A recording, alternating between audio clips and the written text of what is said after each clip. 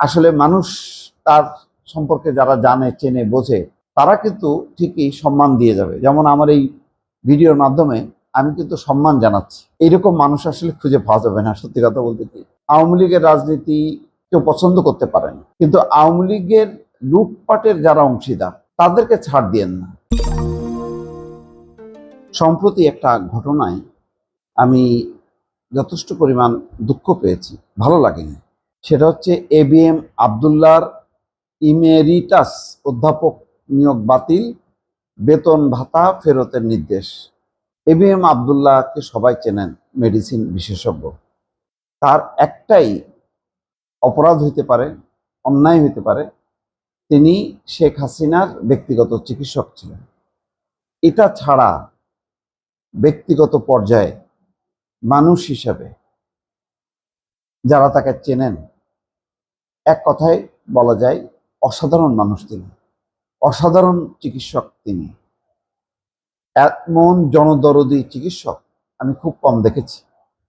রাত্রে 2টা, 2:30, 3টা পর্যন্ত তিনি অক্লান্তভাবে রোগী দেখেন, রোগীদের খোঁজখবর নেন, প্রয়োজনে রোগীদের যে হাসপাতালগুলোতে তিনি ভর্তি থাকেন সেখানে পর্যন্ত যান।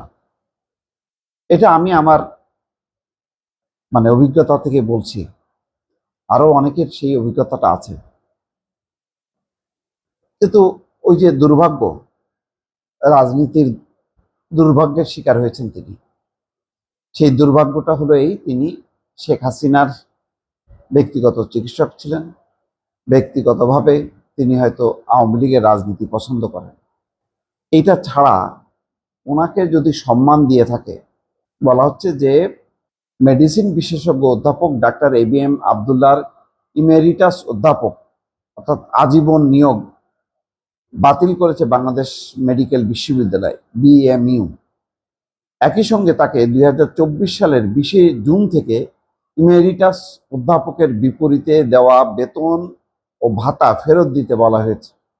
মেডিকেল বিশ্ববিদ্যালয়ের রেজিস্ট্রার অধ্যাপক মোহাম্মদ মোস্তফা কামালের সই করা অফিস আদেশে এই সিদ্ধান্ত জানানো হয়।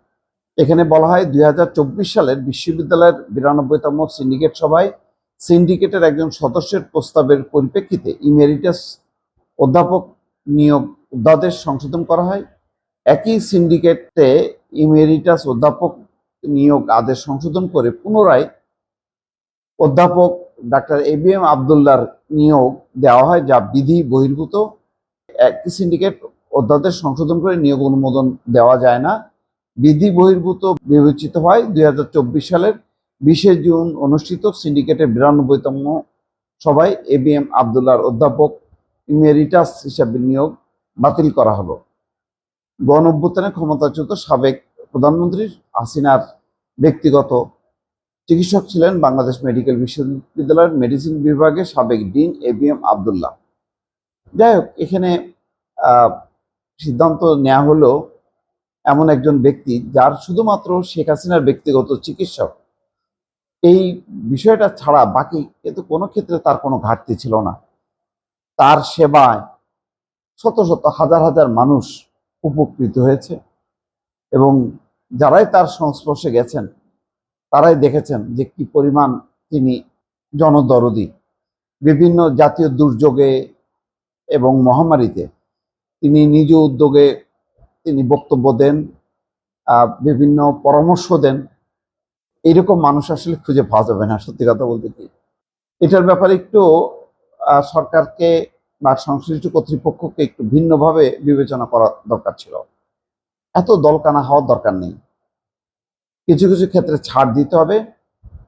আমি বারবার বলি, আওয়ামী লীগের রাজনীতি কেউ পছন্দ করতে পারে না, কিন্তু আওয়ামী লীগের লুটপাটের যারা অংশীদার তাদেরকে ছাড় দিয়েন না। কিন্তু আদর্শিকভাবে কেউ যদি এরকম একটা পুরনো প্রাচীন দলকে ভালোবাসে, তার আদর্শে অনুপ্রাণিত হয়, তাহলে তার সেই সুযোগ, সেই স্বাধীনতা দেন। এই জন্য অনেক বাংলাদেশের অনেক ভালো মানুষ আওয়ামী লীগ করেন, BNP করেন, এমনকি জামাতও করেন। কিন্তু দল করা বা দলের আদর্শে অনুপ্রাণিত হওয়া আর অপরাধী হওয়া এক না। এখন যেভাবে এবিএম আবদুল্লাহর ব্যাপারে সিদ্ধান্ত নেওয়া হলো, মনে হলো এবিএম আবদুল্লাহ অত্যন্ত খারাপ মানুষ এবং অত্যন্ত অন্যায় করছে। আমার ধারণা এরকম মানুষগুলো যখন চলে যাবে এই পৃথিবী ছেড়ে, তখন আফসোস করতে হবে, এই শূন্যতা পূরণ হয় না। সুতরাং তাকে এইভাবে অপমানিত করার দরকার ছিল না।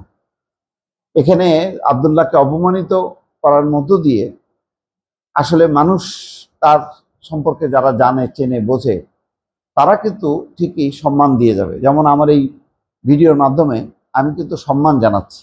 আমি এবিএম আবদুল্লাহকে অপরাধী হিসেবে মানতে রাজি না। তো সবার মনোভাব, মানসিকতা এমনটাই হওয়া উচিত।